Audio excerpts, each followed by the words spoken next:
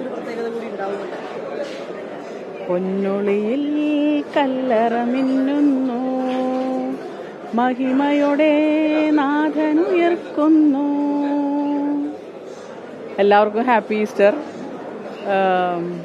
സത്യത്തിൻ്റെ, നീതിയുടെ, സ്വാതന്ത്ര്യത്തിൻ്റെ ദാഹവുമായാണ് ജീസസ് ക്രൈസ്റ്റ് കുരിശിലേക്ക് പോയത്. തിരിച്ച് വലിയ പ്രതീക്ഷയുടെ ഈ നാടിന് സ്വാതന്ത്ര്യവും സമത്വവും സാഹോദര്യവും വേണം എന്ന് എക്കാലത്തെയും ആവശ്യം.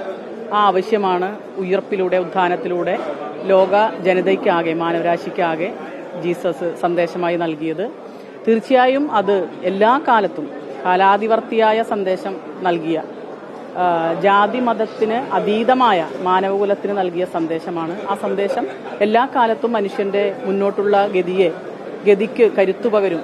അതുകൊണ്ട് ഈ ദിനത്തിന്റെ എല്ലാ കരുത്തും എല്ലാ പ്രതീക്ഷയും ലോകമെമ്പാടുമുള്ള മനുഷ്യർക്ക്, ഇന്ത്യയിലുള്ള മനുഷ്യർക്ക്, കേരളത്തിലുള്ള സഹോദരി സഹോദരന്മാർക്ക്, എറണാകുളം മണ്ഡലത്തിലെ എൻ്റെ പ്രിയപ്പെട്ട സഹോദരി സഹോദരന്മാർക്ക്, നിങ്ങളെല്ലാവർക്കും ഹൃദയപൂർവ്വം നേരുകയാണ്. വളരെ നല്ല രീതിയിലാണ് പ്രവർത്തനം മുന്നോട്ട് പോകുന്നത്. ഈസ്റ്ററിൻ്റെ ഒരു പ്രതീക്ഷയോടുകൂടി എല്ലാ ജനങ്ങളും കാത്തിരുന്നത് പോലെ വളരെ ശുഭപ്രതീക്ഷയോടുകൂടി നന്മയും സ്നേഹവും കരുതലും ജയിക്കും എന്നുള്ള പ്രതീക്ഷയോടുകൂടി മുന്നോട്ട് പോകുന്നു. ഈ പ്രചരണ സമയത്ത് ഒരുപാട് ആഘോഷ ദിനങ്ങൾ വരുന്നുണ്ട്. അതിനെ ഏത് രീതിയിലാണ് കാണുന്നത്?